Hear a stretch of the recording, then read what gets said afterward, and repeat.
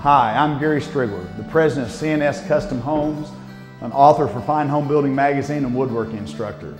Well, what I really am is just a carpenter that gets a whole lot of cell phone calls. People who know me well will tell you that I've got two hobbies: going to trade shows and buying tools. About 10 years ago, I found a tool that has really made a difference in the way I do work. If you look around and get all the detailing you see here, it was almost all created using a very simple concept: pocket hole joinery. What that allows me to do is put frames together, then add molding to get this type of detailing. This type of detailing is what really has made a difference in my work. It transforms me from just one of the guys bidding on the job to the contractor of choice. If you look around, you'll see things like mantels, panel detailing under windows, storage units, and panel jambs. This house is almost done, but we want to go down the street and take a look at another one I've got under construction. I want to show you how simple it is to create these type of details using pocket hole joinery.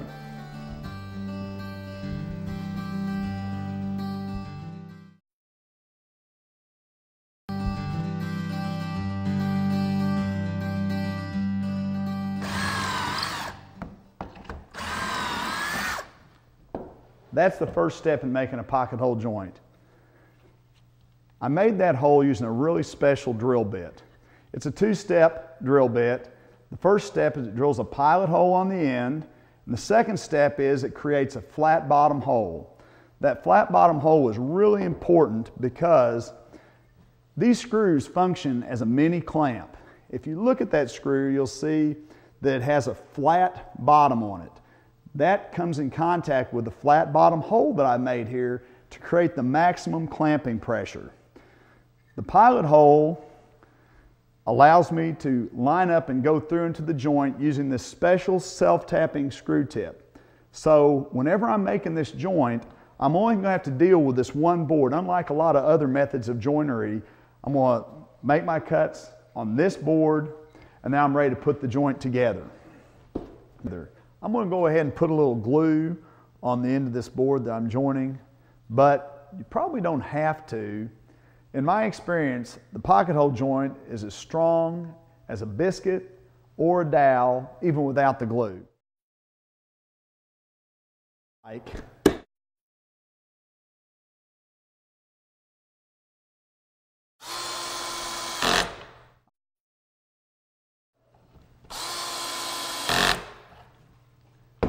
As a builder, one of the things I really like, as soon as I drive that screw, this joint's ready to go. Also, I get a really good flat surface here. When I started using pocket screws, I cut down my sanding time by about 50%.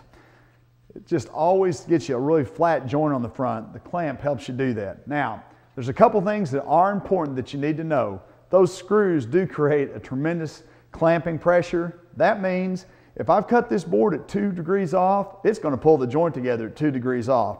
Also, it's really important that this edge that I'm screwing to be square. In other words, it's going to pull that joint together at a degree off if you're not square. So take a little bit of time, make sure when you prepare your stock that you have square edges and that you're cutting square with your boards. Another important thing about pocket hole joinery, you always want to be driving the screws into the edge of the board. Your pocket holes should always be in the end of a board, and you don't ever want to be driving screws into the end grain. Something else that I really like about this method of joining wood, I can take a piece as small as 1.25 inches and still get 2 holes in it.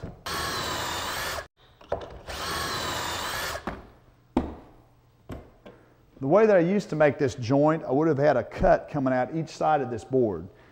I can also join a wide board very easily.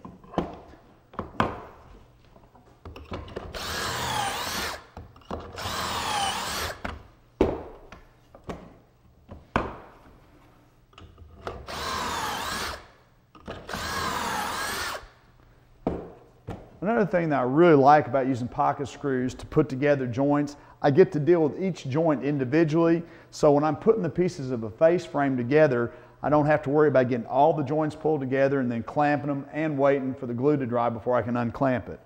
Okay, we've talked a lot about the most common joint, the face frame joint. But there's another joint that I do a lot also when I'm building architectural millwork details in the house I built, and that is attaching two boards at a right angle. We do that a lot of times when we want to give a depth look to things. For instance, like maybe building a pilaster on a fireplace. So I'm going to go over to another machine where I can rapidly drill these holes.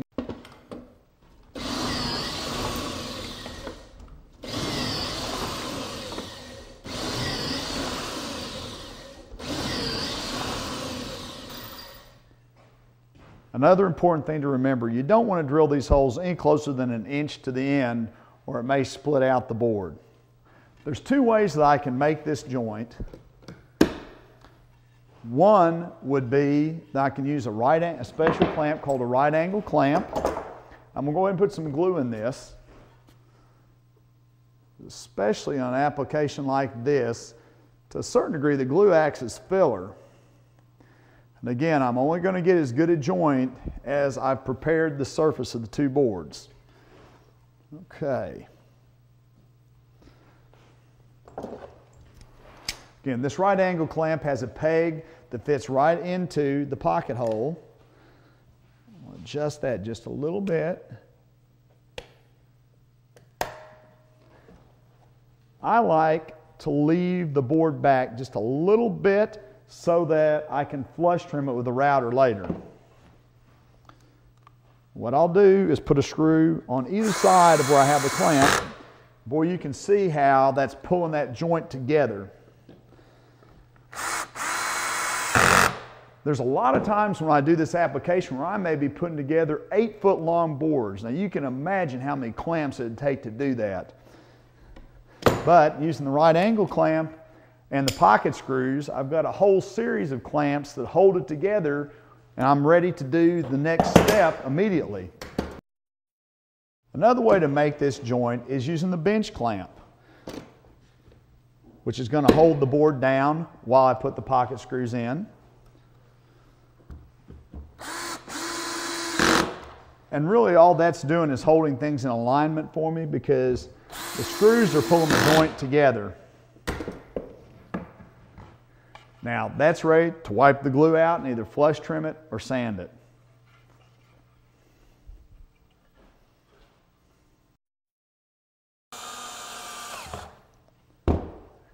This is another joint that we do pretty regularly using pocket screws, and it's another use for the bench clamp.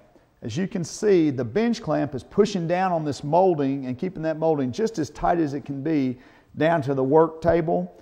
The pocket screw is pulling the piece of plywood down tight against it so that when I'm done, I end up with a very flush joint on the top side.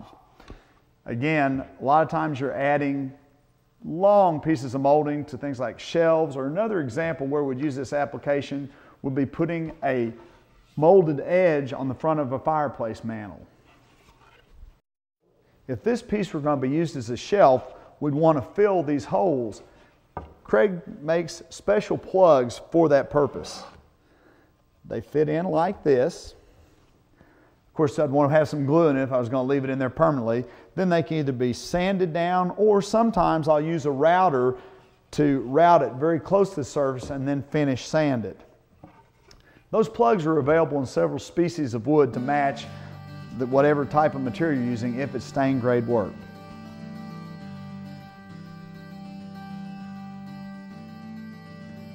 Well, we've really only started to talk about all the applications that you can use pocket screws for.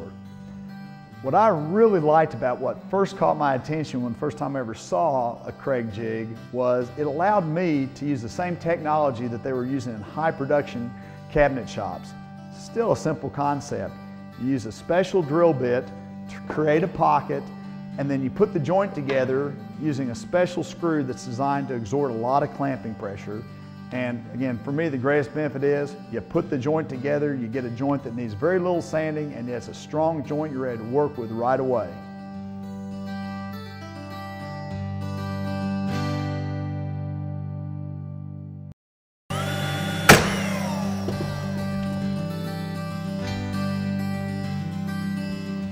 You know, in every house, there's several places where you really get an opportunity to make a strong impression about the quality of your work.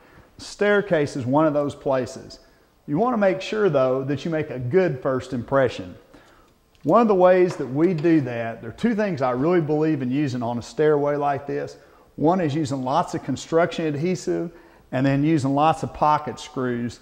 One of the places that you get the greatest number of squeaks in a stairway is movement between the riser and the tread. We found that if we can use pocket screws to make that joint, we really eliminate a great number of the squeaks. So between using a whole lot of construction adhesive and pocket screws, we can get a stairway that's almost squeak proof and ensure that we don't make a bad first impression. Now, if you happen to have a stairway, say going to a basement or something, where you've already got a squeak in an existing house, there's a way that you can use pocket screws to help fix that. And depending on which way they're put together, in this application we're putting pocket screws into the bottom side of the treads, but you may find that you need to actually put pocket screws up through the back side of the riser and into the tread above. You can do it either way, and again, it just depends on how your stairway was built. But what you do to create that pocket hole in that situation where the stairs are already existing, this jig is designed to where you can screw it to the back side of the place you're going to put the pocket screws, and then you use the drill bit, drill it in, come in from the underneath side and run those screws up in, and that's going to tighten that joint. Again, almost all squeaks are where wood's moving up and down on nails, and that's what's going to make that squeak. So now what we want to do is take this tread and put pocket hole screws in the bottom side of it so that we can install it here. I've spent quite a bit of time shimming this all up, and as you can see, I've used every place where I've got wood attached with nails, I've used construction adhesive. I've got these shims in place where the riser is going to go so that it's straight across and it's the right distance from the nosing of the tread back to the back side of the riser. So let's go in the other room, put these pocket holes in, and then we'll be ready to come back and actually install this tread.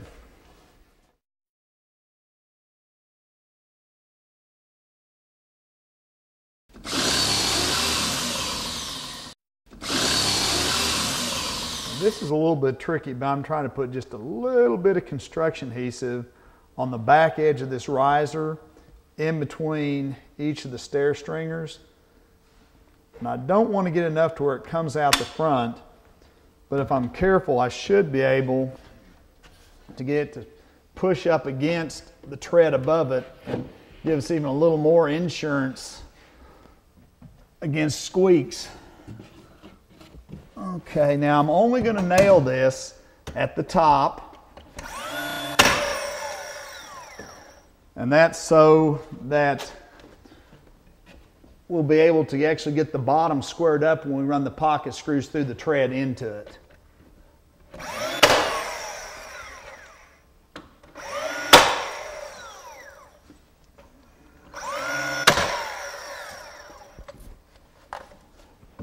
Now again, remembering the construction adhesive is one of my best friends to avoid squeaks. I want to put a good generous coating of construction adhesive on the top of each of these stringers that we've shimmed up. And they're not shimmed up 100% to the finished level, we've just got them close. Now, here's our tread that we've got the pocket holes in the back of. And I've just tried to put them on about somewhere from 4 to 5, maybe even 6-inch centers. Being exactly on even location is not really that important. The main thing is I'd rather have an extra pocket screw hole in there than have one too few. It's kind of one of my life theories is I'd rather have one more than I need than have one less. Okay, the last thing that I'm going to do is I'm going to put a little bit of yellow glue on the back edge of this riser. Now I don't want to use construction adhesive here because construction adhesive is kind of thick bodied and it would inhibit the ability for the two to pull together. Plus I can get a really strong joint here between that plywood and the tread. Now it's really important to not use too much glue because if the glue oozes out of that joint, that's really a tough spot to have to sand. Now, having said that, I may end up with a little bit extra, and you can always scrape it out with a chisel, but we hope we won't get that here. So I'm trying to put a little bit of glue and keep it kind of down towards the bottom. On these risers, we're going to paint the risers. Occasionally, we'll do risers where we're staining them, but almost all the stairs that we do today, we're using painted risers, and so that gives us a little bit more of a margin for error. Now, we've made a plow over here to accept the tread. Okay, we're in pretty good shape there. Now what I'm going to do is from the underneath side, shim the tread up tight to underneath here. And then once we've got it up where we want it, we'll be ready to start using the pocket screws to pull the joint together. One thing I'm going to do is put a little bit of this yellow glue on the top side of the shim. The bottom side of the shim is going to be stuck in the construction adhesive.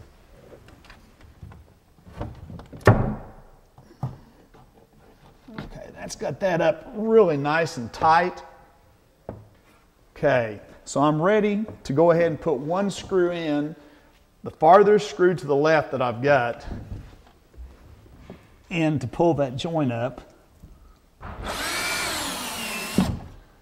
Okay, now the other thing that I want to do is I want to put a level across here to make sure that I'm staying fairly level.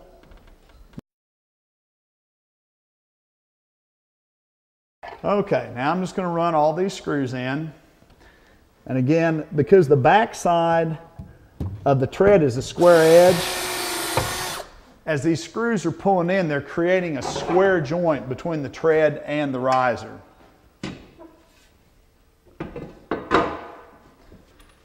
And then the last thing that we're going to do is we're going to pull this tread forward so that it lines up and shim it on up on the front edge. But the good news about this is, as you're looking, we're getting an incredibly tight joint here that I could probably never reproduce any way other than screwing that together. In essence, that screw is a miniature clamp that really pulls the joint together, and it's going to hold it while that glue dries.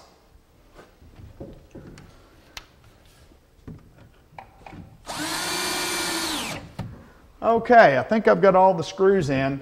So now what I want to do is use another shim from the front. We're going to need to pull this on out, and we're going to shim it up tight, and then we'll put our finish screws through the front. Okay, now I've got this shimmed up tight in the pocket and pulled forward about as far as it can go. While I've got it where I want it, I'm going to grab one of these trim head screws that we talked about earlier and stick it down.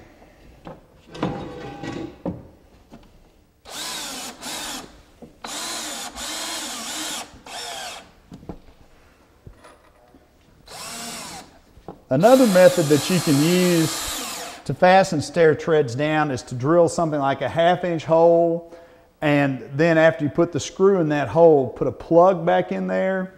But I pretty well decided over time that the head on this screw is small enough that the hole it leaves is not going to look any different than a 1/2-inch plug, even if the plug is made out of oak and you try and match the grain. And this is a lot less work.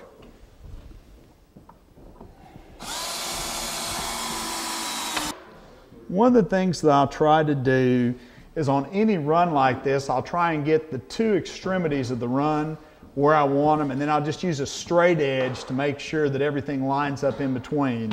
That's going to be my best shot at getting it to look right. If it looks straight, it's going to be right. The other thing that I need to do now that I've got this level is I'm just going to take a tri-square and make certain that this joint is at 90 degrees still, which it is. Again, those pocket screws are really working for me now to keep this joint square. So I'll go ahead and put my finished screws in over here, and then all that'll be left is putting a couple shims in there, and we'll have a very solid stair tread.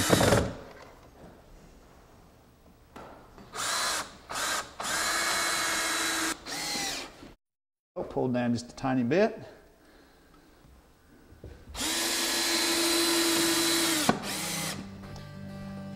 So what we've got is a stair tread that's been installed, and every place I've got wood meeting wood.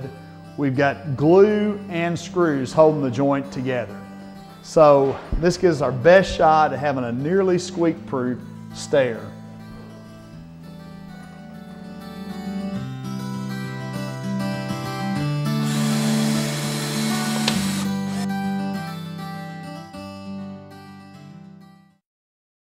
This is an example of a fairly standard turn newel post. We use a lot of these in the houses that we build, but if I get a chance, I like to build something that really shows off my craftsmanship a little bit more.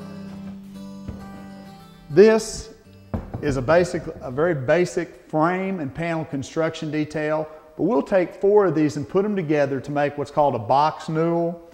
When it's all together, it looks like a pretty complicated project, but it's really pretty easy to put these together using pocket hole construction. And the great part about it is I don't have any clamping time, so as quickly as I can put the joints together, I'm ready to go on to the next step.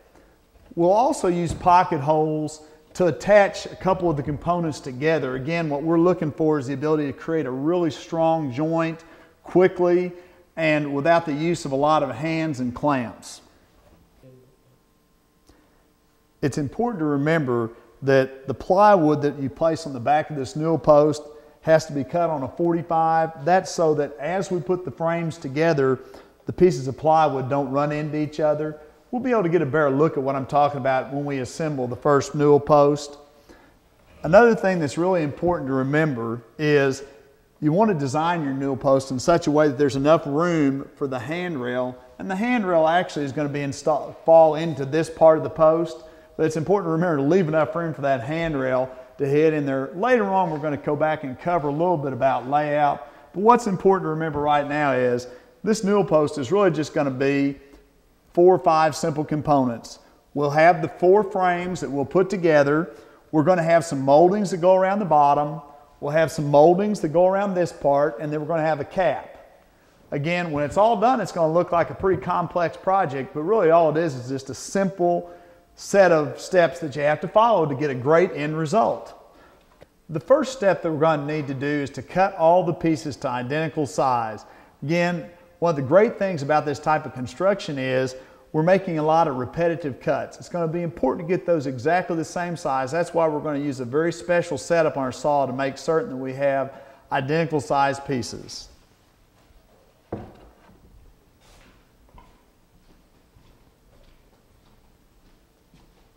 One of the most important things to remember when you're putting together frames using pocket screws, the pocket screw is going to pull the joint together at whatever angle your pieces have been cut. So it's always important to make sure that your saw is cutting really square before you get started. The simplest way that I know to do that is find a board that's fairly wide, and I'm going to make a cut in the middle, and then I will flip the pieces over. If the saw is not cutting square, if it's say a 64th off, when I flip it over, it's going to double that margin of error, so I'll be able to see it. So I'm going to go ahead and cut that piece, flip it over, and hopefully we're going to be cutting real well.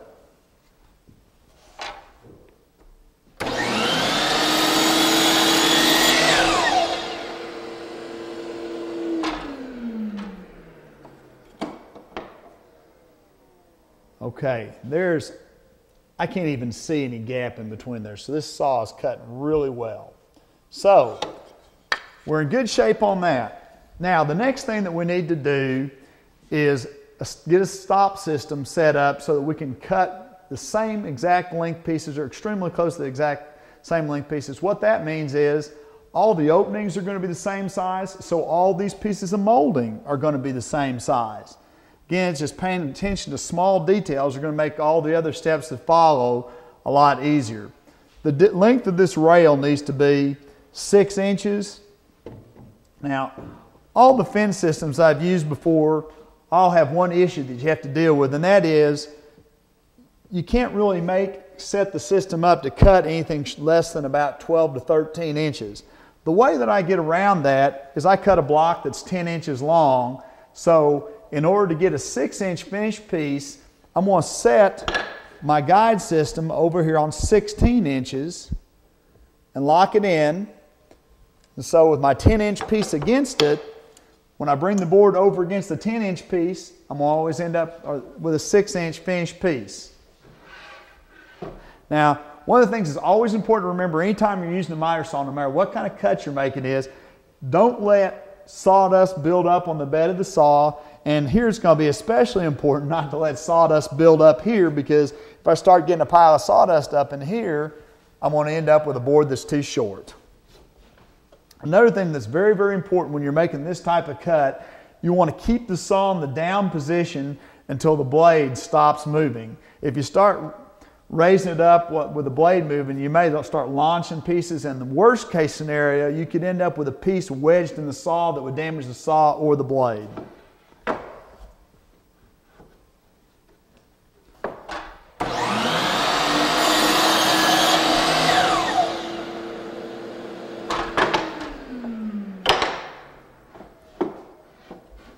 Now, of course, we're building the frame, a Newell post that's got 4 pieces, so I've just got this step 4 times.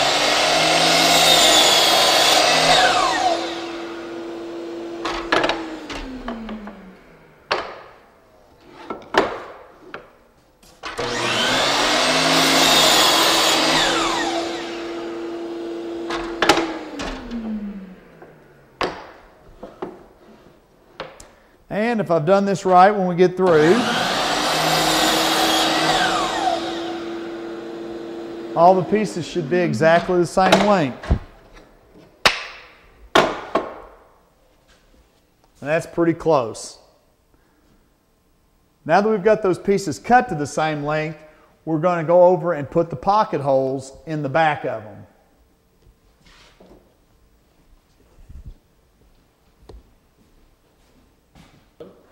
Now we're ready to drill the pocket holes.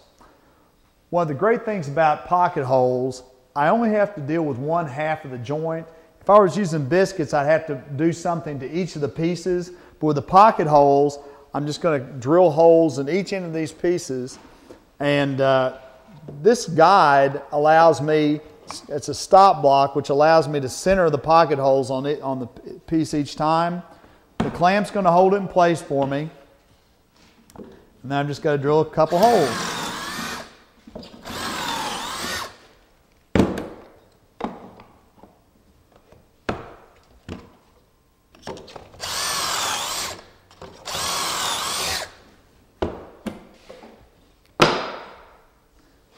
The only thing you have to concentrate on while you're doing this is to make sure that each time you're actually drilling the holes in the back of the board, because this is really a pretty quick process. You can get on a roll and the next thing you know, you drill some holes in the front of the board.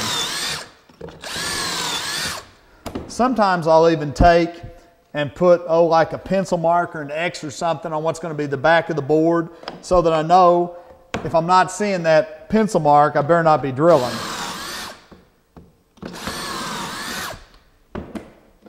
Okay, those pieces are ready to go. Now we're ready to screw them together. Well, we've already prepared the first part of the frame, which are the rails.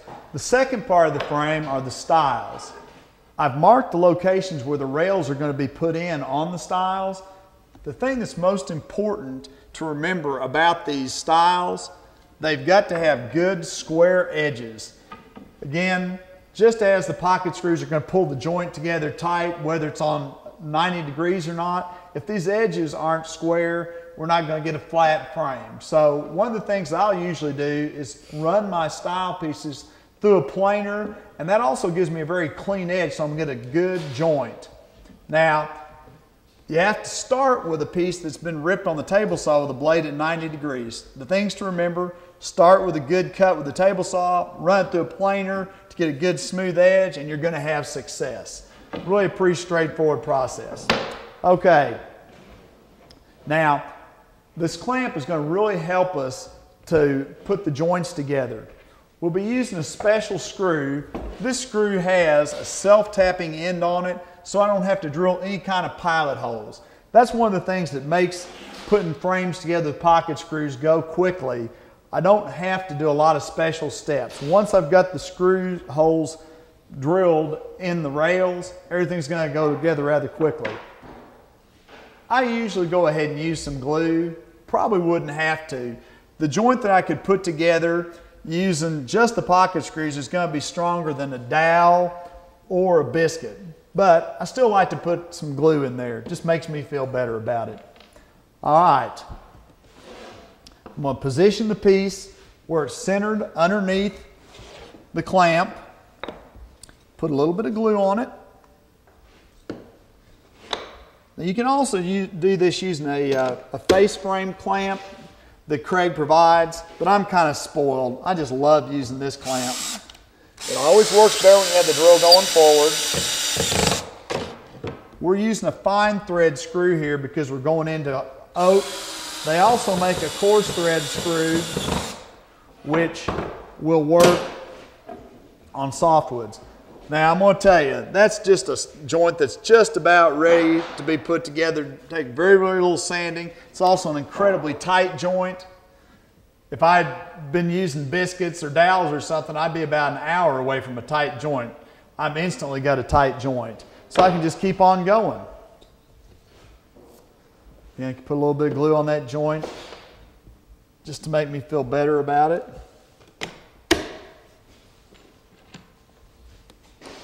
One of the great things about this too is with pocket screws, that joint can be put together anywhere. Some forms of fastening frames together, you don't have very much forgiveness, but this is really forgiving about the way things go together, which I usually need all the forgiveness I can get.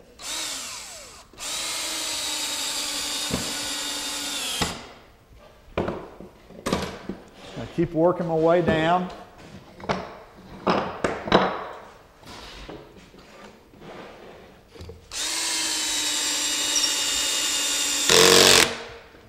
Okay, now all I've got to do is flip it over. Now I will want to go ahead and put the glue on all these pieces at one time, because once you start pulling those joints together with the pocket screws, you don't really have a chance to get back in there and add the glue later.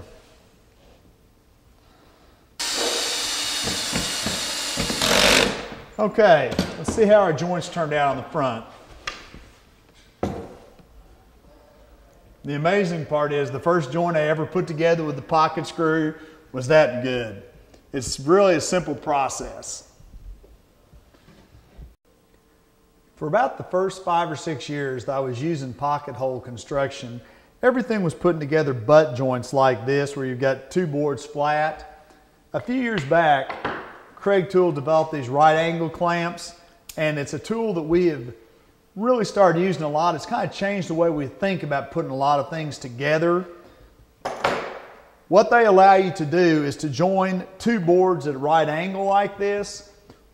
Where that's really helpful is instead of having to have a whole lot of clamps to hold 2 pieces together, we're going to be using our pocket screws to put the joint together. Now, I'm not a big fan of mitered corners, so I would much rather put together a butt joint like this.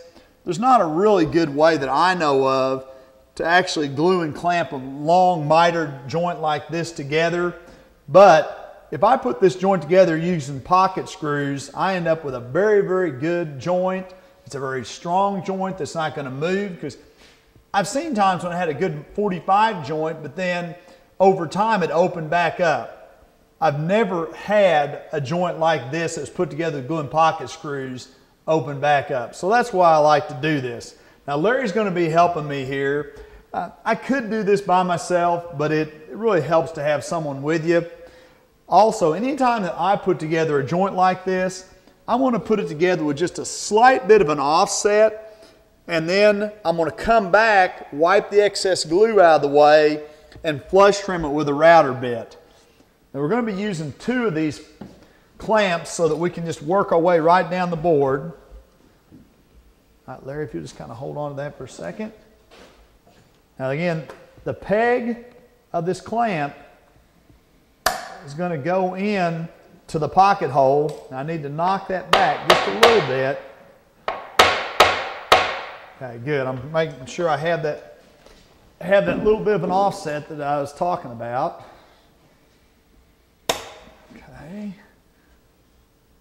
try and keep it kind of uniform. Now when we put the panel mold inside these openings, all these holes are going to be covered up by the panel mold. So though right now we're seeing a lot of holes, they're all going to go away when we actually construct the post.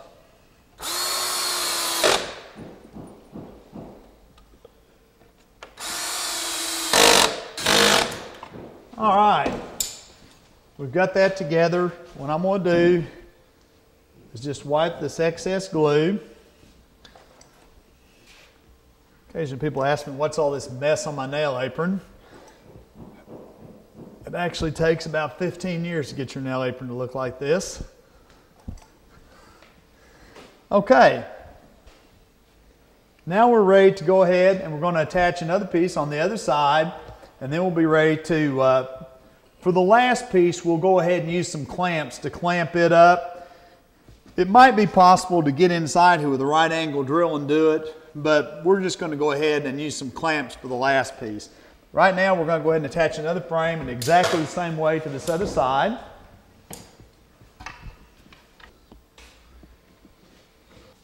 Okay, let me just tap that back a little bit.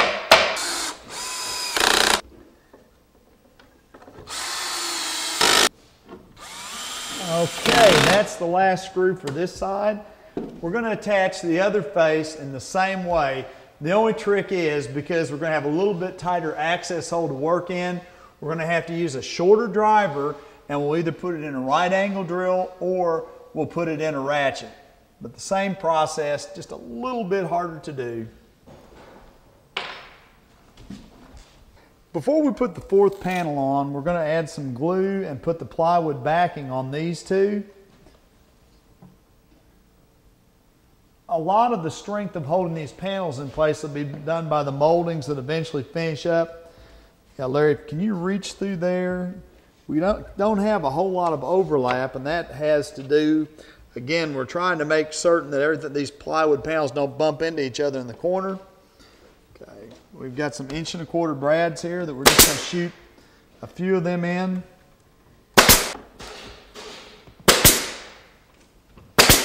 Once again, you might want to move your fingers this time, Larry.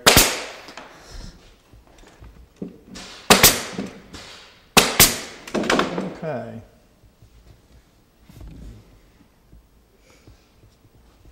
All right, we're ready for the last side.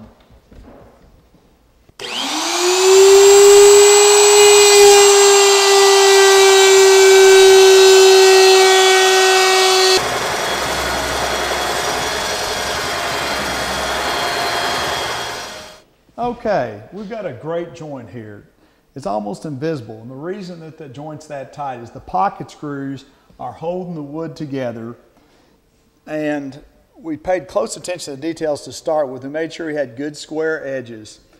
Well, the real benefits to me for this is we didn't have to wait for the glue to dry. We were able to just screw the joint together and then go to work.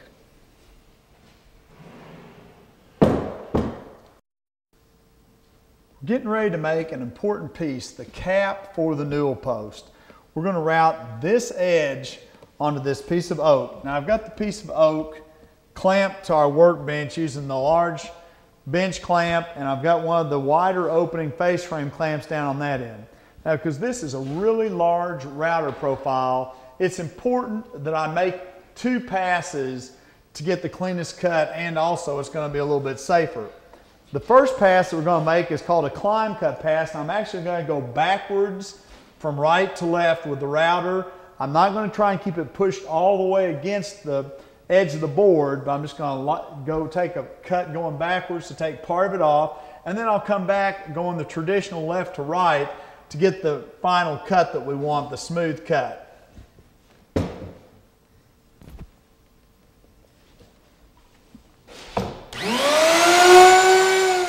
These pieces need to be mitered together to form part of the cap of the Newell post. We can put those joints together using pocket screws, and it's really important that that be a durable joint because it's going to be right on top of the Newell post. So we're getting ready to cut the pocket hole screws in the bottom of each of these pieces. And again, with pocket screws, we only put holes in one side of the joint.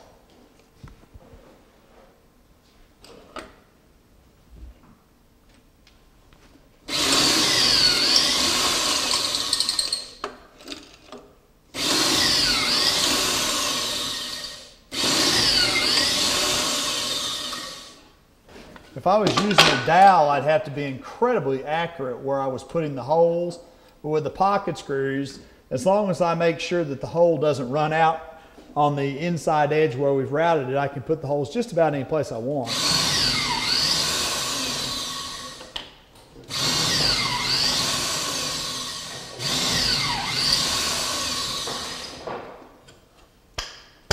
Okay.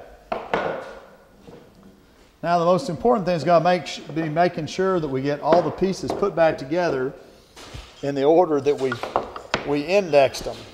So we'll start with this joint right here. Now I'm going to take a small, very small nail called a headless pin and shoot it through the very outside of this joint before we get started, just to help with alignment.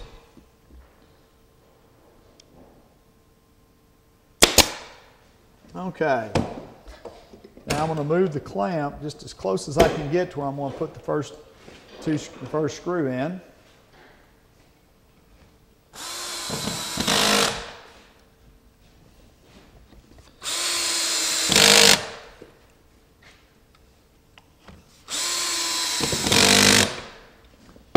Okay.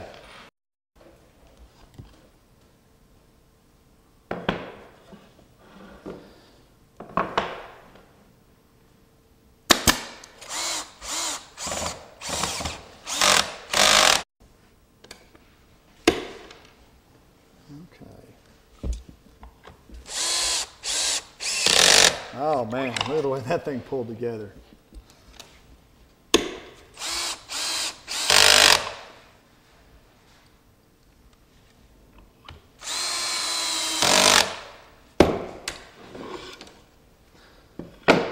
Okay, we're in pretty good shape. What we're going to want to do now is take our sander and sand that down. Larry, if you'll unplug that. What I usually do, anything like that, is just rub a little bit of glue in. You could try and get wood filler, but I've had pretty good luck just using a little bit of glue. And that joint's going to just about disappear here pretty quick.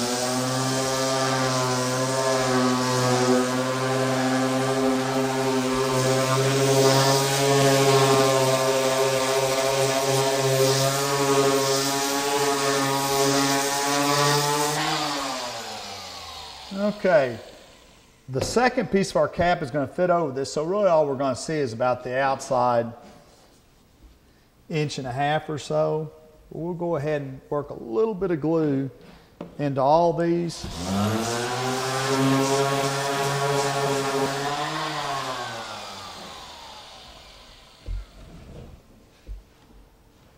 And those joints should stay together pretty tightly since we've got the pocket screws in there.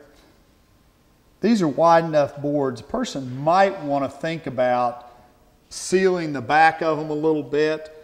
Especially any piece of solid wood that you use on something like a Newell post that's going to be wider than 5 inches. These are 5 inches. It's a good idea to seal the back of them, because what happens is you get one face of the wood sealed, the other side isn't sealed, so as this tries to dry out and the front side doesn't dry out as quickly or take on moisture if the humidity's up, then the piece can either cup or bow. But we're just about ready to add a square block here. We're going to run a panel mold around it and the cap will be done.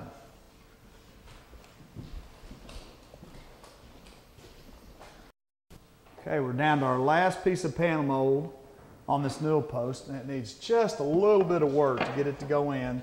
First thing I want to try and do is I want to put a little bit of an under bevel on this piece that may allow it to just start in. If that's not enough, there's one other little trick I can do. We'll see if that's enough. Okay, it looks like that may work. So what I'm going to do is just tap it in using the rubber end of the hammer. Man, I wish all my joints would fit like that.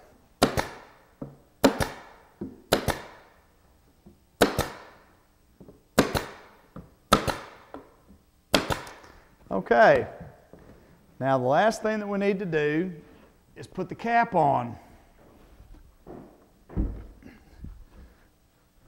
Well, I said the last thing. We're also eventually going to have to run a baseboard molding around the bottom of the Newell post, but we really can't do that until we've got it installed on the stairway. Okay. This is the cap that we mitered together with the pocket screws. We added a small panel mold underneath. It's really just the same molding, but we've used it in a lot of different ways. And then we're going to take this piece of solid wood that's had the panel mold nailed around it, and we're going to cap the post like this. Okay, I think I want to orient the grain because this is going to be the front view at the stairway. Instead of looking, there's only a tiny bit of end grain showing, but I don't want to orient that towards the front door. So we're going to orient it like this. Then we're going to just nail it down right like that. We'll shoot a few nails into that block that we put.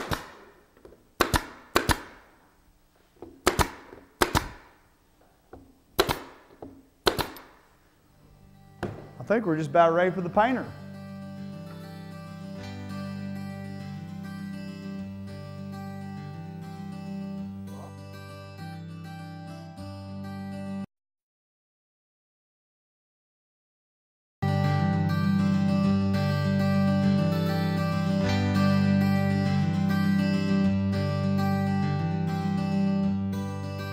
Wow, what a fireplace. I think you'll have to agree with me, this is a pretty impressive piece of millwork. But I've also got to be honest with you. It's really just about 5 separate components. Everything's put together with pocket hole joinery, so we don't have a lot of time in between waiting on things to dry. But I'm going to explain to you what those parts are, and you'll be able to see how you can put it together yourself. We really just have a pilaster leg. The pilaster leg has 3 separate parts, but it's one big component. We've got a section that's under the mantel shelf. We have the mantel shelf itself. And then we've got the area that's the panel section over the fireplace. What we want to do now is go back and just show you how those components go together. It's really fairly simple. I think by the time we're done, you're going to look at this fireplace and go, that's something that I could do.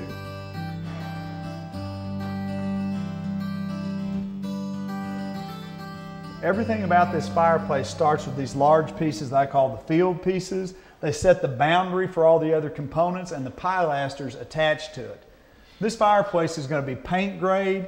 We're in a room that has a lot of volume, so we felt it important that we take the fireplace up 9 feet tall. The only problem that that creates for me is almost all plywood stops at 8 foot, so I need to make these components out of medium density fiberboard, which I can get in up to 12-foot long pieces. But we needed to edge band these pieces of MDF with wood so that we wouldn't see the end cuts of the MDF. So what we're going to do is take this large piece of MDF, put pocket holes in the back, and use that to create a joint to edge band it and make this field piece. So we're going to move this piece right over here. We'll get Larry to help me again. And this is where a machine like this really pays off because I need to make a lot of pocket holes quickly. Now I'm going to just be indexing. Each time I'm just going to index off this edge. Again, it doesn't have to be exact. With pocket holes you don't have to be exact because they're extremely adjustable. So I'm just going to, each time eyeball about 5 or 6 inches, and we'll end up with a series of holes about every 5 or 6 inches. Okay, here we go.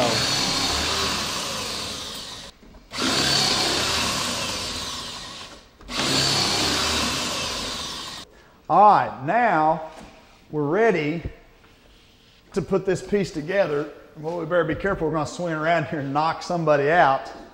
Okay, we're running a nice even bead of glue down here, and we're going to use the bench clamp to hold this piece down tight to the table. And as long as the piece is held down completely tight to the table, what the pocket screws are going to do is push the centerpiece down tight too. We should get an almost perfectly flush joint. And we're going to start in the middle. Larry, if you'll line me up on that edge. Okay, great. And what I'm going to want to do is clamp pretty much in between each of the two holes that I'm going to be screwing. We've already loaded each hole with a screw, and we're using a little bit different head screw. This is a washer head screw, and one of the reasons for that, we put these pocket holes in the MDF, and it's not quite as durable material as a piece of hardwood, so it's important to have a little bit wider surface to pull the joint together. All right.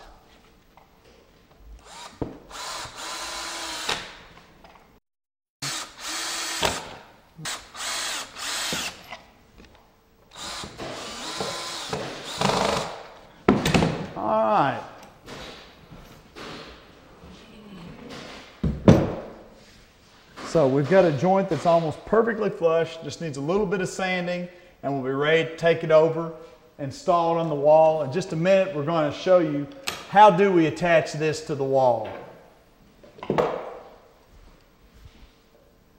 Okay, our field piece is all glued up, clamped, sanded, and ready to be installed. Now the way that I attach it to the wall, I'm going to take a piece of medium density fiberboard that is just slightly narrower than this back dimension, and I'll attach it to the wall, and then I will be able to nail through the sides of this piece into that piece of MDF so I don't have any nails in the face. Of course, the important thing is going to be this piece of MDF has to be attached to the wall plumb, so we've made a line here to follow when we attach it, and we're just going to put a lot of yellow glue on the back of it and then nail it on. And once this is glued to that sheetrock, we don't have to hit too many boards because it will pull the face off the paper before the glue joint will fail. We are going to make sure that we shoot some nails down at the bottom into the bottom plate. There's always, you know, you've always got lumber at the bottom of the wall because there's always that plate that the wall's framed with.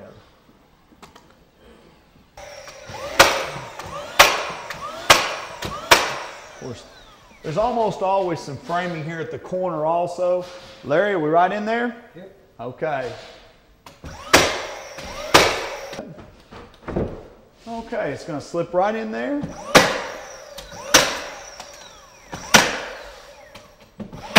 And I'll just put some nails in from both sides. And we're locked in. Well, our finished pilaster looked like a really complex piece of millwork, but here we've got it in its three basic components. We already installed the basic piece, which is the field or the background piece. Now we're going to build the two other components, the lower panel section and the upper panel section, and when you see how those go together, I think you'll begin to see this really isn't that complex of a project. The first thing we're going to do is drill our pocket hole in the ends of these pieces, which are the rails. So we want to start out with a small piece. I'm going to go ahead and put a couple in there. Now what's going to be interesting about this, as we go to the wider board, we're going to put a multitude of holes in it. Because we're using the pocket screws, we're going to be able to go right from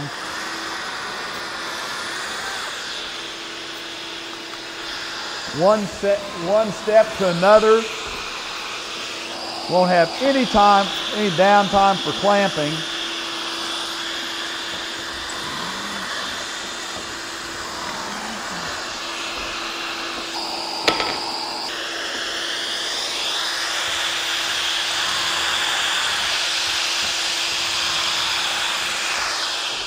Now we're ready to put the frame together. If I was putting this frame together using dowels or biscuits, first of all, it had to be incredibly accurate on the layout, but also I'd have to get all the pieces together and then get them into a clamp. Almost a two-man job. But using the pocket screws, I get to deal with each joint individually, and I'm still going to get a joint that is stronger than with the biscuit or with the dowel.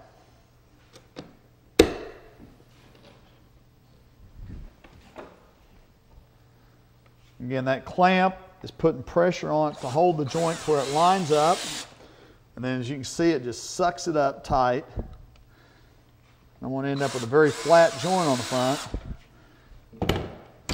Each one of those screws is actually working as a miniature clamp, but it's a clamp that stays with it. Okay, I just got to find my layout. One of the things I really like about this bench clamp is I can pivot it around, work all the way around.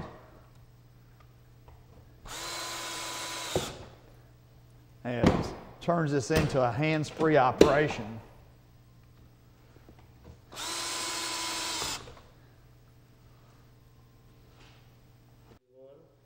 Now we're getting ready to put these return pieces on. I'm going to be using some special clamps. They're the right angle clamps. I'll get my bench clamp out of the way. These right angle clamps have a peg that's designed to fit in our pocket hole and hold it together until I put the screw in. And what I can do is use a series of these clamps hitting maybe every other hole, every third hole, and put the screws in between, then just move the clamp along as I go and make that joint up. Get some glue on this. I'm going to attach this piece just a slight bit back behind, and then I will take a flush trim router bit and trim that.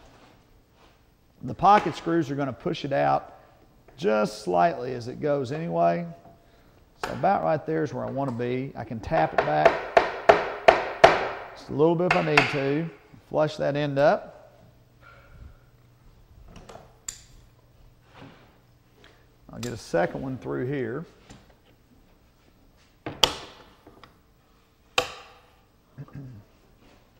And we'll go ahead and screw some of those.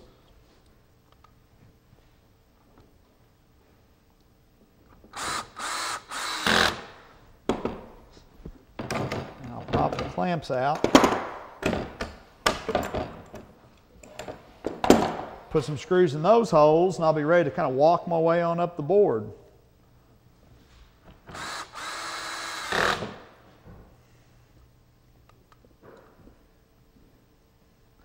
And it would probably take, if I was having to use individual clamps, I'd want to clamp at least every 6 inches. So it'd take 7, 8 clamps at least to do this. I'm going to be able to do this with these 2. And I might bring in a third one of these right angle clamps. But you could even do it with just one, because you could just keep moving it a few more times. I'll go ahead and get all these on there. Again, I can adjust that back in just a little bit.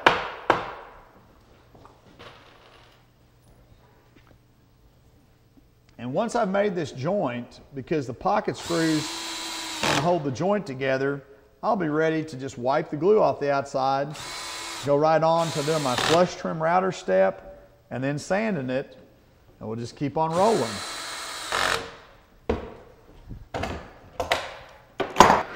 Okay, again, I'm just going to kind of wipe down that excess glue.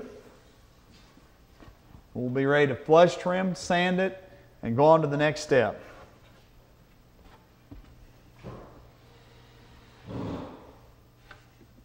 Now that we've finished the pilasters, we're ready to work on the center panel section, really the center of attention for the whole mantle. You may have noticed when we were working on the pilaster sections that in all the corners, the moldings are basically a mirror image of each other. That's really important for this look. It shows a lot of planning and craftsmanship. When we designed these sections, we laid that out so that we'd be able to get this cut. But even after you've got the right length, you still have to make sure that you cut the moldings in the right spot. The way that I do that is by cutting, and this can be any scrap piece, but a piece that's going to fit inside the length that the molding should be, and then I'll take that piece and lay it on the actual piece of molding and just slide it back and forth to where I've got the same match on the profile on each side. It's a lot cheaper to cut a piece of scrap and get the things to fit than it is to be chopping away on an expensive and important piece of molding.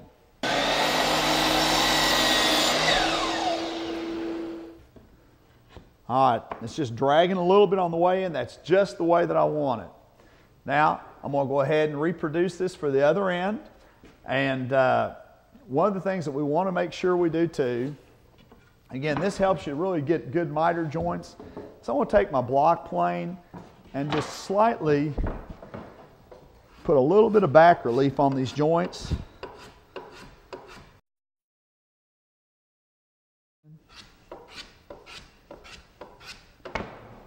Okay, now one thing that's a little bit different about this panel is we have put 1/4 inch plywood on the back instead of 3/4. All the strength is in the frame. Again, these pocket screws are giving me all the strength in the joint, so the plywood on the back really doesn't make any difference. And it's really a depth issue for me because these pieces, when we install it, are going to sit over the frame like this, and the combination of the depth of these two pieces has to be less than that field piece that we built previously. Okay, I'll go get the other pieces of molding and we'll finish this up.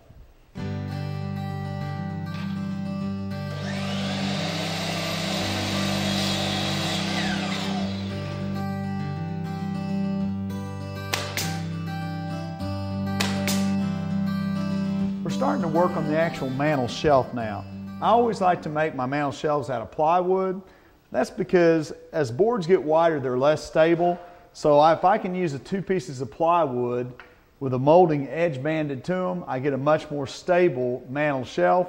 The trick is getting a piece of molding to attach to this plywood veneer edge and look like it's all one board. That used to really cause us a lot of problems until we discovered that we could pocket screw that piece of wood onto the plywood and get a really tight, long, continuous joint. So I'm going to go over and put a series of pocket holes in this piece of plywood. This is the beginning of my mantel shelf.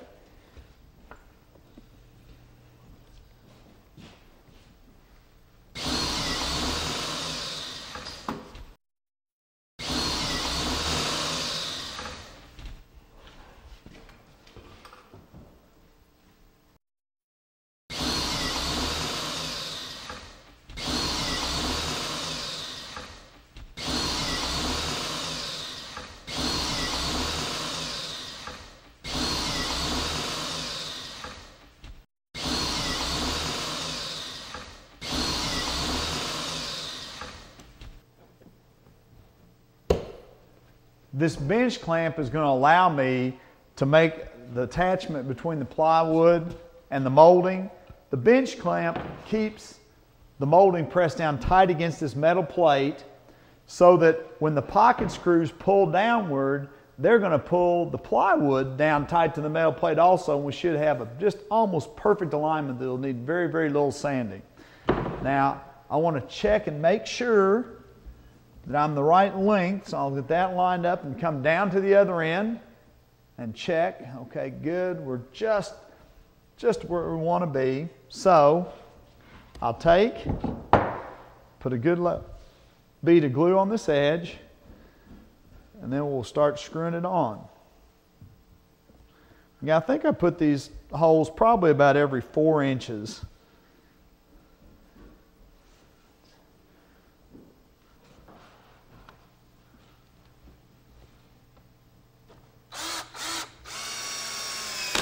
All right, as you saw, that thing, the pocket screw pulled things perfectly into alignment as it went in. Just squared things up.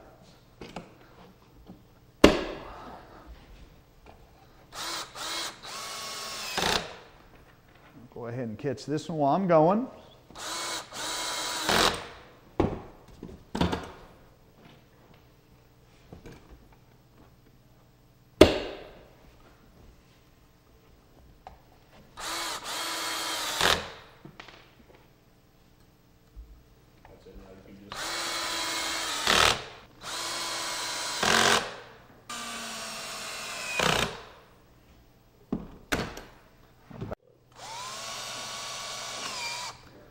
Okay, that's the last screw. Now, you may be looking at this wondering, how are they going to cover up all those pocket screw holes? Well, that's why I've got a great painter. Just kidding. Actually, what we're going to do is add another piece of plywood in here so that our mantel shelf will be 1.5 inches thick, and that'll take care of all that. Now, let's take a look and see what kind of joint we've got on the front. I want to tell you, if I can't sand that and get it to look great, I don't need to be doing this for a living anymore. That worked out really well.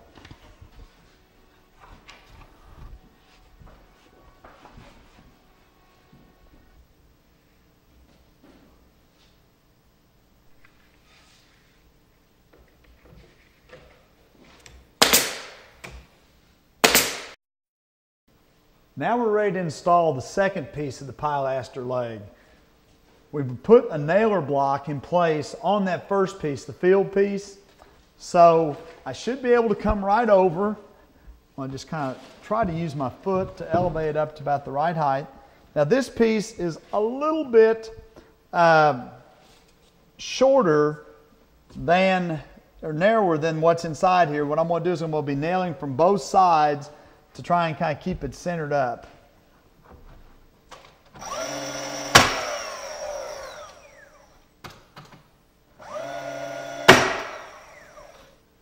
The third piece just stacks right in above the second one.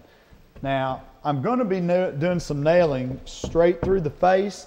Two things are important. One, that I get this as close as possible to being centered all the way around. And then where I do nail, I want to put most of those nails in places where moldings will cover them. There's a molding that's going to wrap around here so that I can shoot some nails in down there that cover it. Okay, Larry, what do you got? Not quite 3/4? I'm a strong 3/4. I may just need to give it just a little bit of a tap. Again, we've got a molding up here at the top that's going to cover it. Just going to nail it on the other side, and these pilasters will be ready for molding.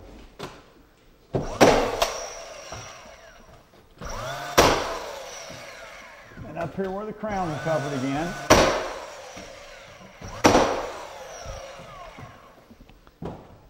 Well, now that you can begin to see how all the pieces go together, it's really not that complicated, is it?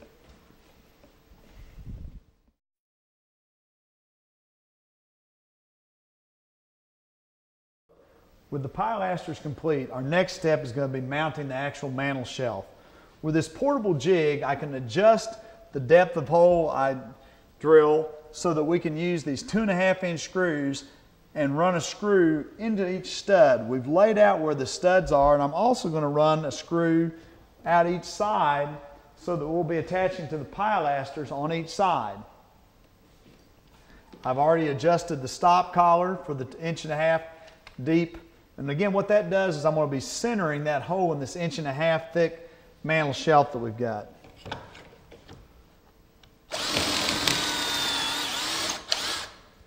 Okay, that's our side hole. Each time I want to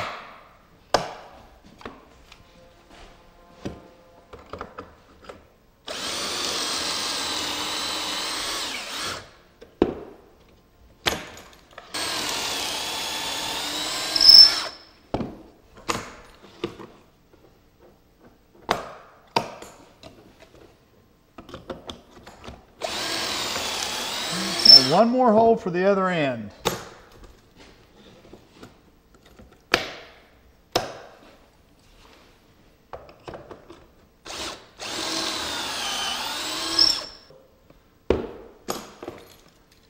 Now we're going to go find a level, put a level mark there so that we can screw this to the wall right under that level mark.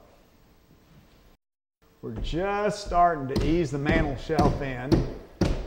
Just a little bit of time. It's really a snug fit. I wish everything would go together like that, well, the first time. Are you in, Larry? We want to be just a tiny bit below so those screws can work it up a little bit. Now I'm going to start by, that's right where I want it. I want to put these screws into the side first.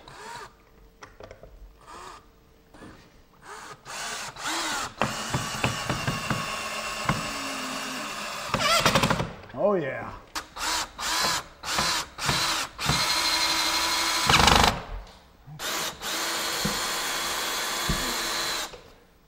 Okay. All right, once we get this mantel shelf in place, we're going to be ready to start stacking those middle panel sections that are really going to start to look like something. Okay, And we're going to set the middle panel of this upper panel section. Get it centered up, I hope. Larry, how are you looking on your mark over there? Yeah, I'm on mark. Okay, in that case, I want to get just a fuzz here. It's real important that we get this quite centered because we're going to have another piece that sits over the top of it.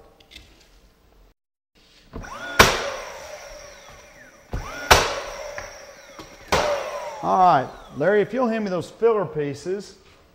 These filler pieces are as thick as this combined panel section.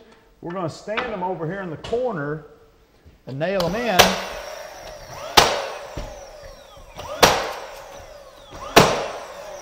So that when we put the final pieces, our two smaller panel sections in, make sure I get this in the right way,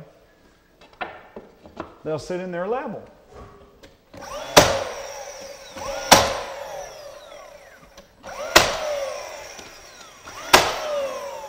Okay.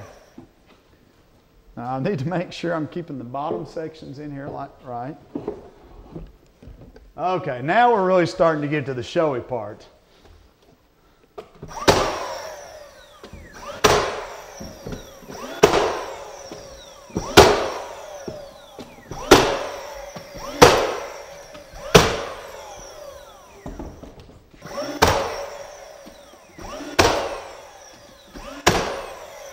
Looks like we just did 3 days work in 30 seconds.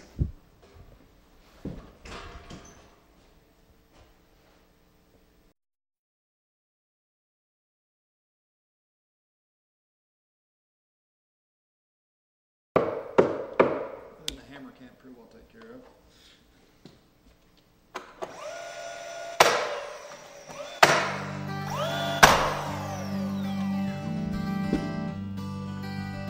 Well, that's the last major piece in place. We're getting ready to start tying all this together with the moldings, but before we do that, let's just stop for a minute and review the pieces that we've made here. We start out with the background, the field piece that the pilasters were built off of. Then we added this lower panel section and an upper panel section. We came in, put our mantel shelf in place, added the panel sections up above, and last of all, this lower panel section. Again, this is starting to look like a pretty complex piece of millwork, but remember, it's all done with really just one basic concept of pocket screwing together joints, either flat or on right angles, putting plywood behind the frame, and then adding different moldings. As you can see, there's all kinds of options that we could do. We could change out these moldings. There's just all sorts of things we can do to create different looks on this mantel. But now we're getting ready for kind of the finishing touches, putting all the finishing moldings on.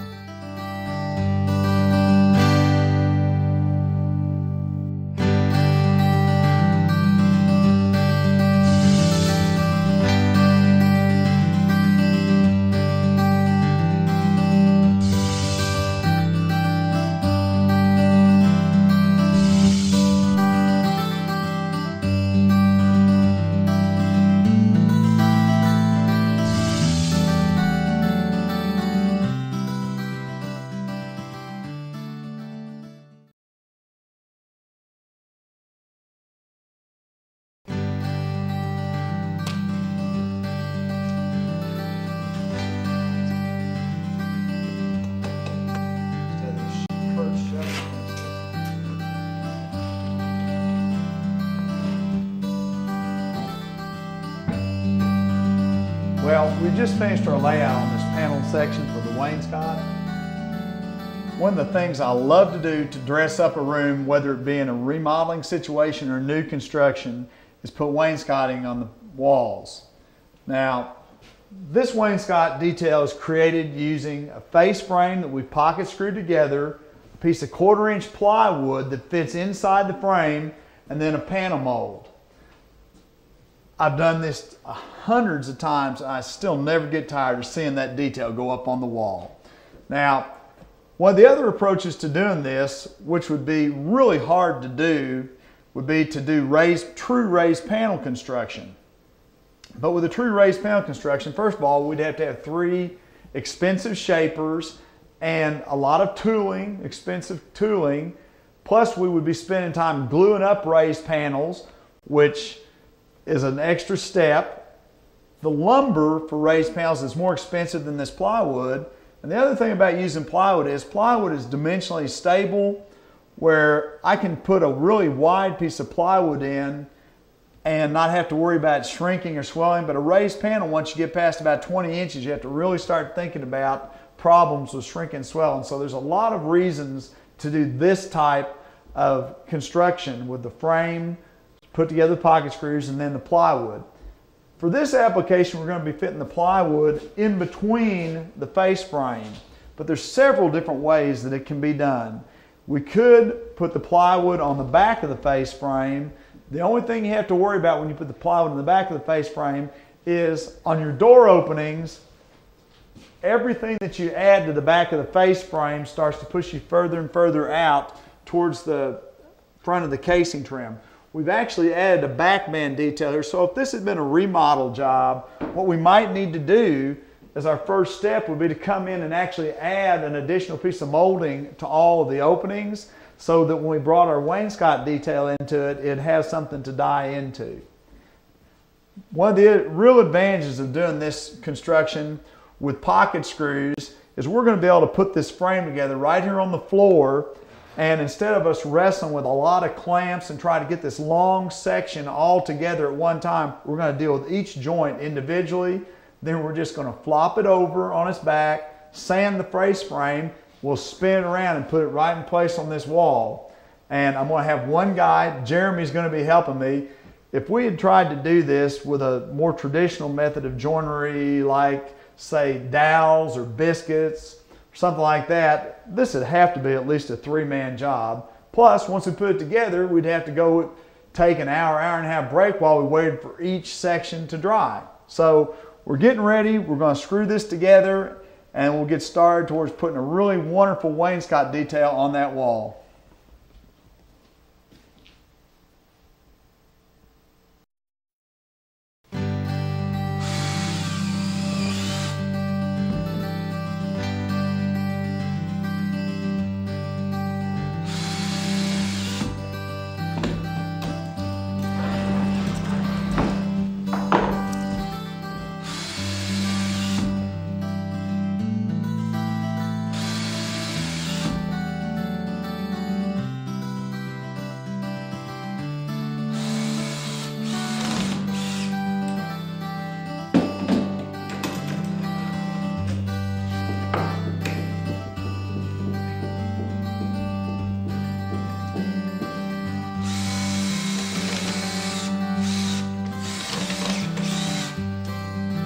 Okay, that's our last screw.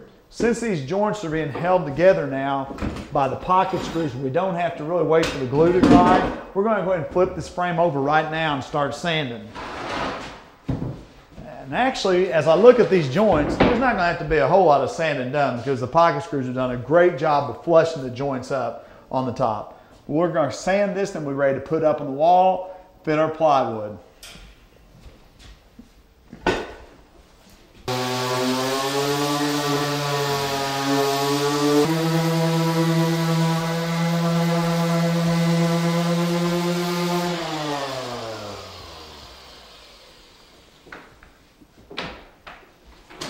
Okay, now we're ready to put this frame in place. Jeremy, if you'll grab that end. And the wall surround. If we plan right, we'll be able to barely get it turned around in this room. That's one of the things that you always want to think about is the order in which you build them. Let me come back out a little bit. It's going to be pretty snug. Now you may have noticed as we're laying this out that we have a wider style in the corner, and the reason for that is when this other panel gets put in the wall, it's going to cover part of it and we'll end up with an even amount of style showing each side. And just a little bit of something that always helps me remember, you know, people sometimes say, well, how do you tell what's the difference between a stile and a rail? And the easiest thing that I can tell you is if you think about, you know, the rails on a railroad run horizontally, the rails are always the piece of a frame that are run horizontally and the stiles are the vertical pieces. So we're going to make sure that we've got this just about on our blue line that's a layout, and then we'll come along and nail in place. Again, on this application, the plywood's going to fit in between the frame. We could have done an application where the plywood was behind, and if we, for some reason, wanted to, all of our panel mold we're using right now fits inside the frame, but there are also moldings called selection moldings where the molding starts on the outside of the frame and steps back to the panel. And we may take a look at just some examples of those a little bit later on.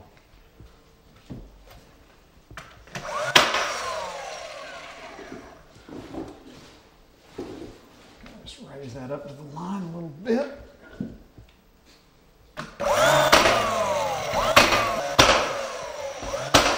There we go. All right.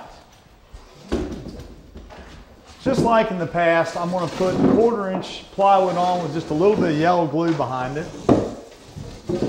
Need to go over and grab this other nailer that's got the shorter nails. And since we've got the sheetrock backing, we really only need to hold this in place until the glue dries. So we'll put most of our nails around the perimeter where the panel mold will cover it up later. We may put just a couple out in the middle, but almost all the nails will just go around the perimeter.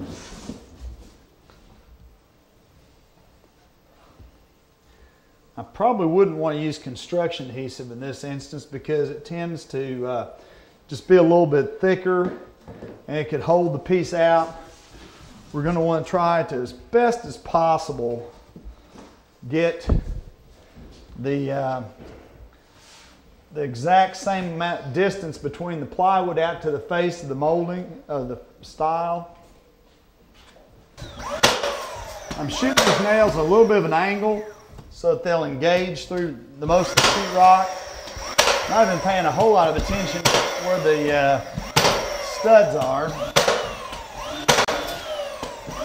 because all I've really got to do is hold it in place until the glue dries. It's behind me.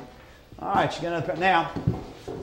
Things went pretty well for us on this layout. We didn't have any of our plugs in the way of the paneling or the panel mold, but you always want to take in consideration the location of the plugs and such when you're laying out your panels. I always, if I can, want to have the panels such that you have an odd number. Odd numbers of panels are more pleasing to your eye than even numbers.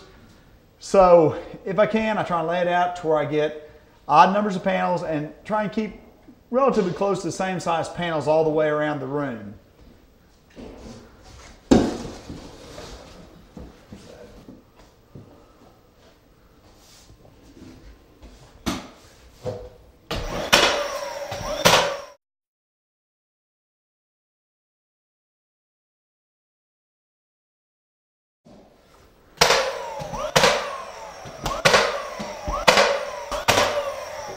Okay, now we're ready for the molding.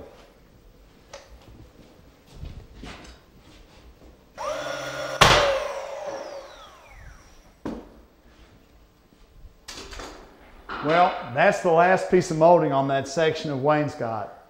There's a couple things that we've done to kind of add the finishing touches. The first is we've put a piece of baseboard on there. And again, the thing you have to remember when you're doing your original design is allow for all those moldings and everything from where they're going to die into the door casing to the height. A lot of times it's good to make a simple story pole. Now the other thing that we did is add a selection molding to make a top cap or sort of a chair rail piece. Now selection moldings are a little bit different than some other moldings in that they sit on top of a piece and then step back. There's that piece of selection molding. This piece of selection molding is sitting on top of the frame and then stepping back to the drywall. So it makes a really nice, graceful transition from our wainscot section back to the drywall. The only thing you have to remember when you're cutting a piece like this is it has to be cut like it's going to be installed. So when I take this piece to the saw, I have to have a block underneath it that shims the bottom out the same distance that it's going to sit when it's installed. It's a simple thing, but you have to remember to do that. Well, this type of project just always makes me feel great all the moldings put in place, everything you add to it just gets better and better looking. And now all we need is the painter to come in and stain it.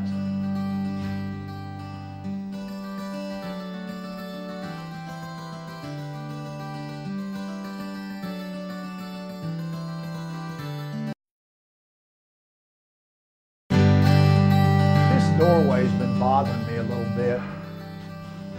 It's the door to the master suite. The powder bath is right here. It's really in a public space.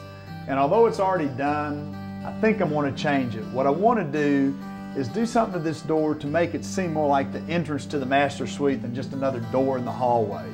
And we're going to do that by using some panel sections to create a real sense of arrival. Here's one of our paneled sections that we're talking about.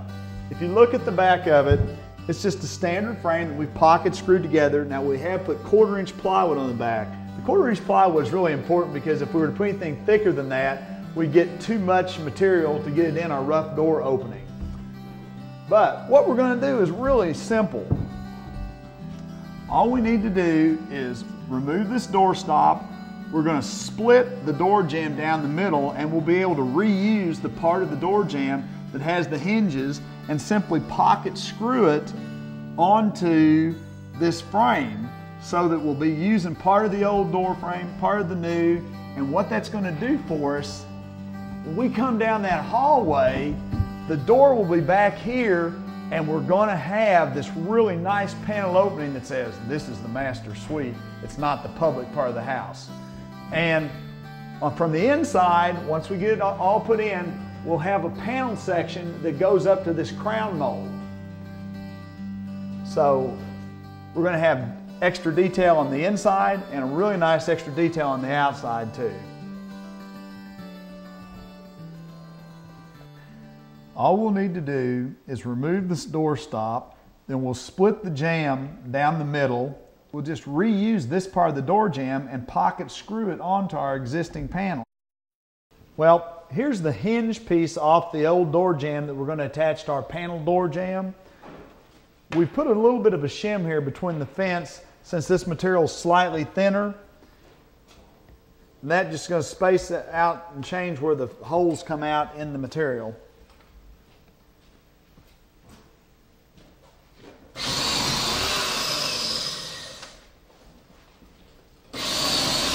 So make sure that I get a pocket hole screwed right above and below each of the hinges, because that will be a point where I want to make sure we've got plenty of strength.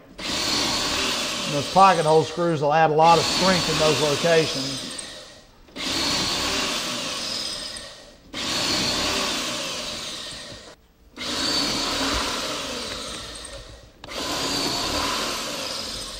One more down at the end. Okay, we should be ready to attach this to our panel jamb section now.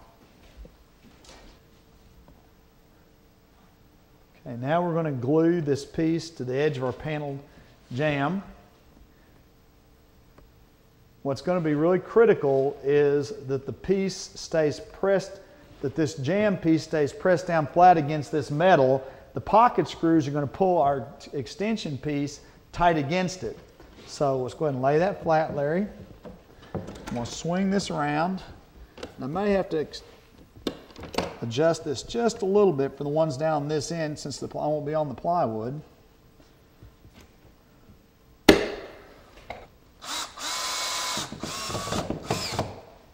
I need to make sure I got the good clutch setting. This joint will actually be covered up by the door stop, but we still want to get a really strong joint. I'd never feel comfortable doing this if I didn't have the pocket screws in there to support that joint the whole way.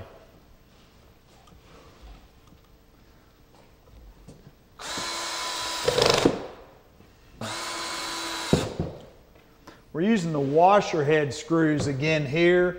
This jamb is fairly soft, so it's important that we have a screw that's got a big wide head to get the most clamping and holding pressure. Okay, we're going to keep putting these screws in as we go along, just working our way down the board. I've probably been clamping down about once every 3 or 4 screws. It seems to work pretty well.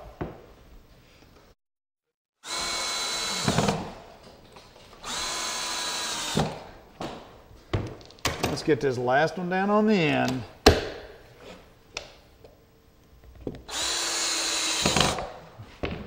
All right, Larry, let's roll it over and see how we've done. Right there on the edge of the table. And I think we'll get the door stop on that and no one will ever know. And the best part about that is we didn't have to do all that extra work of rerouting, and when it comes to the hinges, we're not going to have to remortise the hinges either. We're just able to use what was existing.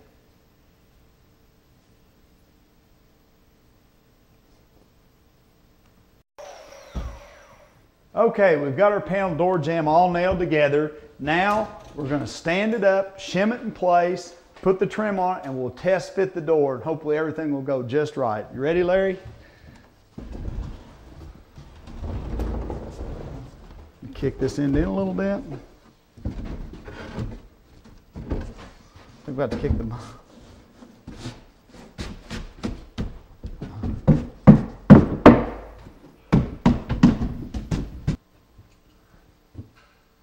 Well, we've got that fitting just the way I want it to. I know we kind of had to back up a little ways before we could get going forward on this door, and we had to take a few things apart, but I think the finished results are well worth all the extra effort. This is really going to make a special entry into the master bedroom. Plus it gives them just a little bit of sense of privacy. Now you can't see the door to the master bedroom from the hallway. Now, one of the things I want to point out is when you're doing a panel jamb like this, you want to have the rails and the panel jamb line up with the rails and the door. And that's just the kind of flexibility that you can have to do work your designs using the pocket hole screw system.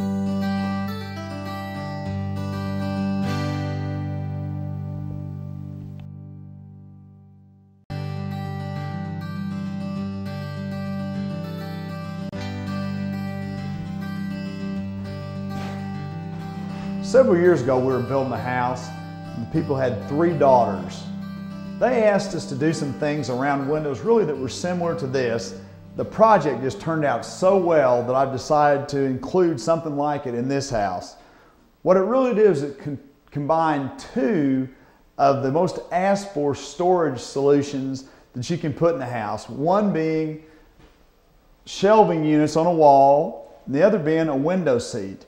And what's great about that is most of the time when you think about a window seat, you'll think, well, you've got to have maybe a dormer window or something enclosed on either side so that the seat's not projecting too far in the room. But by building a shelving unit here and a shelving unit over there, we're going to basically create our own wall for the window seat to sit in between. The window seat's going to be a little bit deeper than the 2 side units, but as long as it doesn't stick out more than 3 or 4 inches, it'll work great. As a matter of fact, I'm a real believer that contrasting depths and heights add a lot of interest. And of course, this is going to just give incredible potential for a young man or a young woman to just store all the things that are important to them in their room. I think it's going to turn what's a kind of a plain room into a real princess quarters. This is our first complete shelving unit. Now we're going to show you the simple steps to follow to make this unit. The first thing that I always want to do is build the face frame. We've already put our pocket hole in the rails using our jig. Now we're getting ready to screw the frame together. I'm going to go ahead and put the glue on the ends of these rails, although I wouldn't necessarily have to, especially since this cabinet's going to be glued to the wall, so there's not going to be any mechanical tension on it.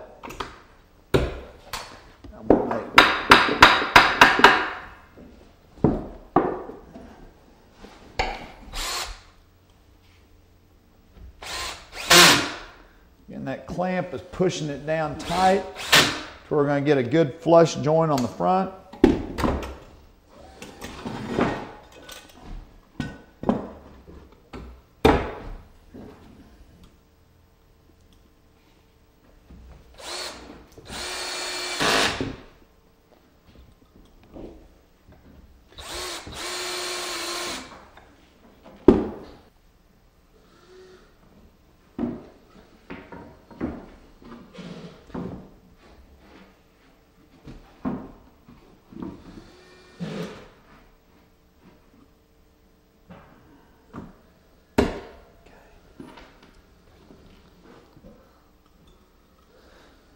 And you can see these special washer head screws manufactured by Kreg really pull the joint together. Okay, now we'll go down to the other end. One of the things I really like about using the pocket hole construction, each of these screws is a miniature clamp. This is a pretty big frame. I'd have a pretty good wrestling match getting this all together if I were using biscuits or dowels, but because with pocket screws I get to deal with each joint individually. The other great thing is now I'm ready to move it right away. There's no drying time. Now that our face frame's complete, we're ready to put together the box. To make sure that we don't have nail holes showing in the face frame or in the side of the cabinet, we're going to be putting together all of our joints using pocket screws. This is our top piece. We've dadoed the sides to accept the top piece and our bottom also. On the top piece, the pocket holes will be turned upward so that they'll never be seen. On the bottom piece, the pocket holes will turn down. Okay, we're going to start by screwing together the bottom piece. Now, it's important when you're going into a dado like this to use 1-inch screws, because if we use the longer screws, they're going to come out the side, and that really won't work very well.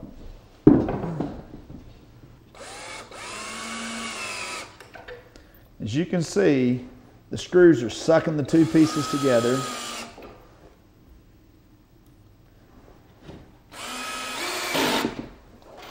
Okay, let's swing around and get the other side.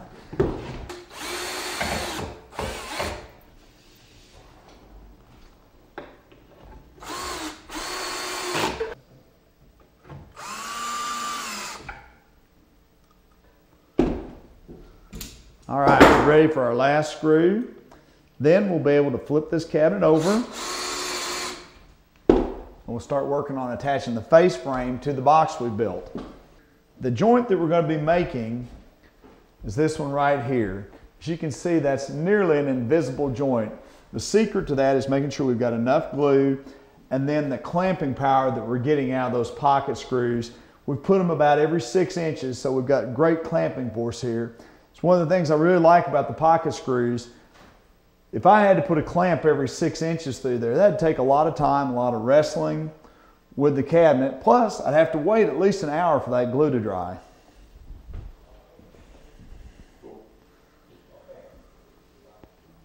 We're going to ease the face frame down onto this.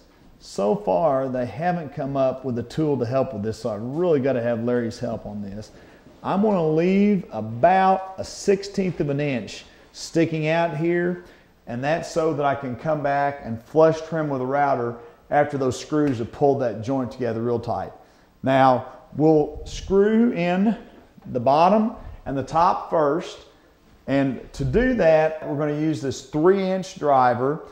Once we have the top and bottom attached, we're going to stand the cabinet up so that we've got easier access to the two sides.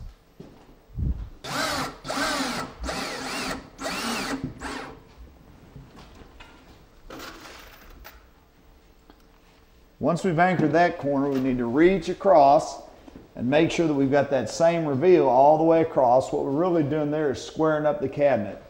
And then, again, if we've made really good square cuts on these members, this face frame is going to be really nice and square. The pocket hole jig and screws are going to pull the joints together tight, but we need to make sure that we've cut the board square to start with.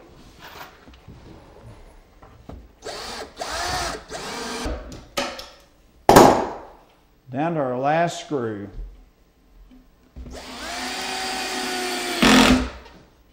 Okay, now we're ready to stand the cabinet up, and we'll work from the back side for easy access. There we go. All right, I'm going to use the right angle clamps. And Larry's going to be working on the wall inside where the frame really overhangs, so he won't need the clamps.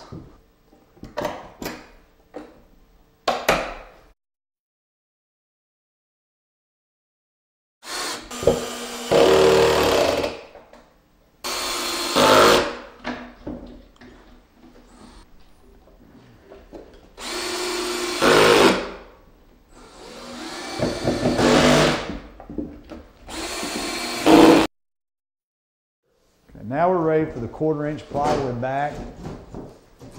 Sometimes people will build boxes like this without any kind of a back to it. And you know, if it's going to paint, it looks pretty good, but this plywood is really fairly inexpensive. I really think it's the way to go. And also, the plywood will have the effect of squaring up the box too.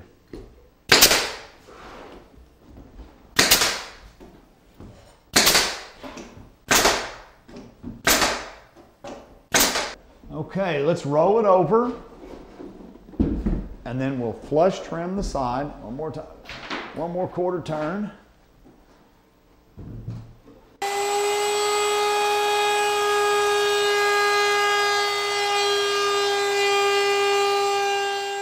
The last structural step in building this bookcase will be screwing in this intermediate support for the bottom shelf.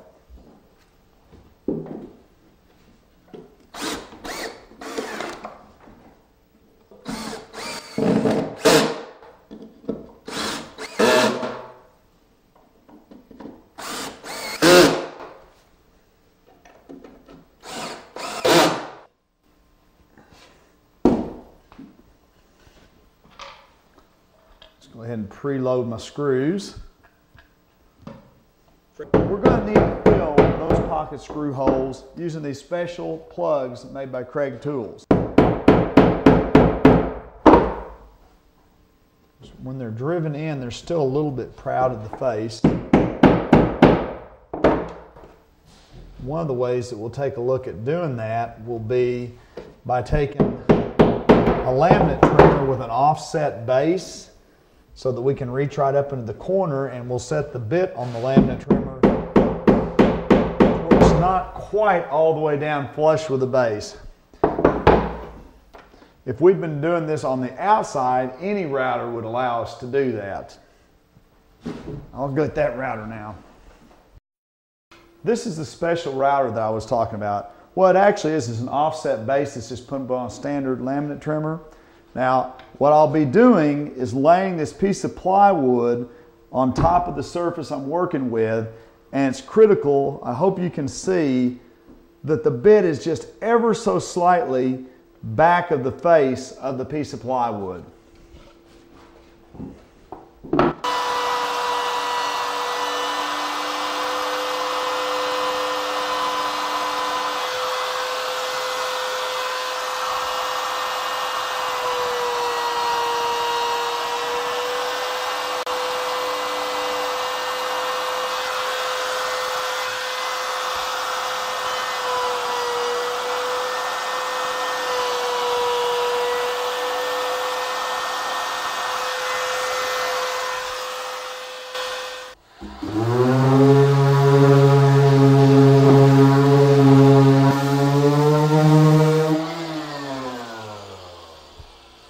Now these plugs are going to paint, but Kreg offers these plugs in a lot of different species of wood to match if you're doing stain work.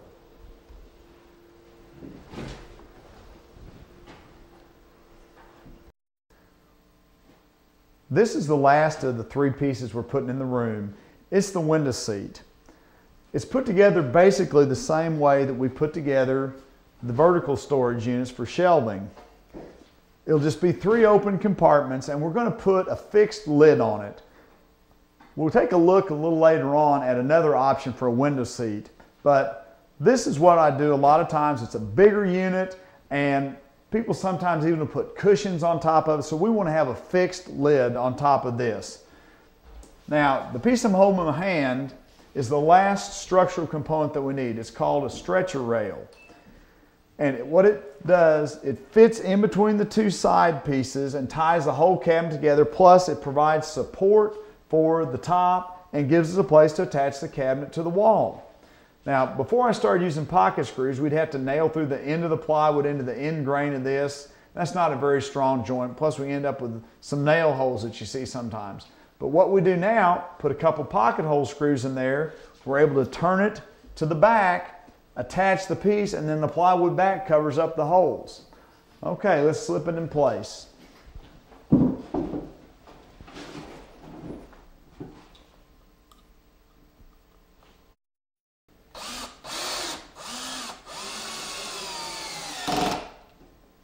That's a lot stronger joint than just some nails shot into the end.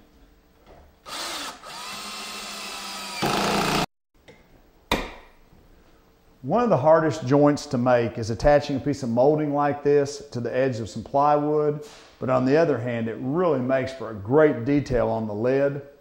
What we're going to do is use pocket screws to really suck that joint up tight. Again, we're using a screw that has a washer head, so it's going to have a lot of pulling power. All the screws have a special drilling tip, so it's going to pilot in there real quickly. We're not having to do any actual pilot hole drilling because the screw does its own drilling, and it's going to push down to where we've clamped our molding tight against the plate. Now the screw is going to push the plywood down tight against the plate also.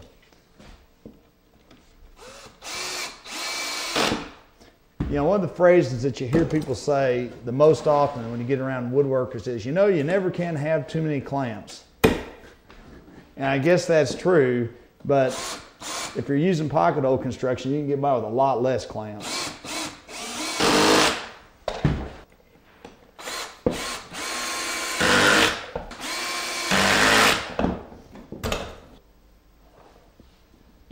Well, our top's just about ready to install. By the way, we're going to use the same edge banding technique on all of the shelves that we're going to build for here.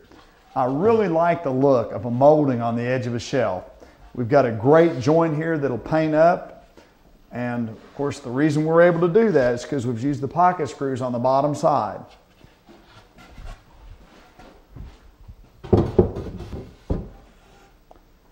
Well, I've got to confess, I've stalled as long as I can. I forgot a couple of pocket holes in this cabinet as we were building it.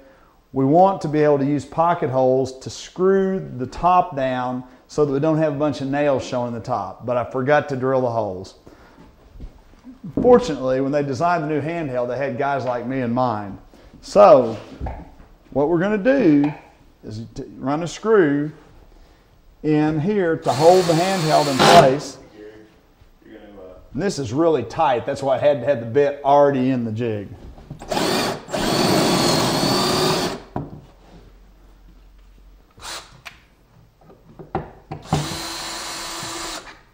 But we're going to come out in the end. Freeze.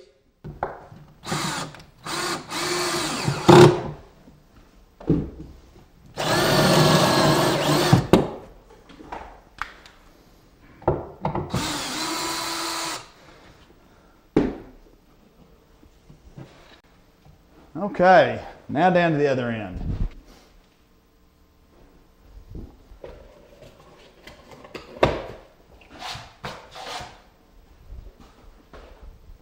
Well, that just about does it. You know, this is a great looking project. It's against one of those things when you come and look at it, you think, boy, that's got to be a lot of complex stuff, but it's really just simple techniques. When you break it down to the small pieces, it's really pretty easy to do. If you're a professional, this is the kind of thing that can get you a lot of work and really build your reputation. If you do woodworking because you love it, not because you do it for a living, this is going to make you a hero at home and a legend in the neighborhood.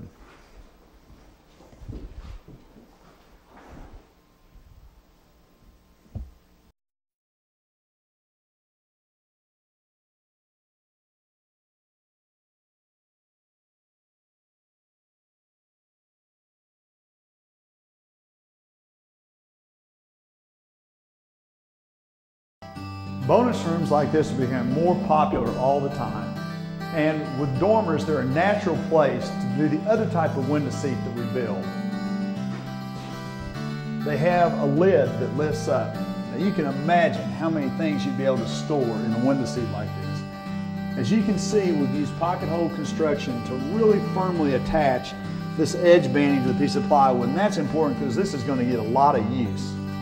We've also created face frame on the front, put together that frame using pocket screws, put a piece of plywood on the back, and then decorate it by putting a panel mold on it. It's a great look and it's really simple to do.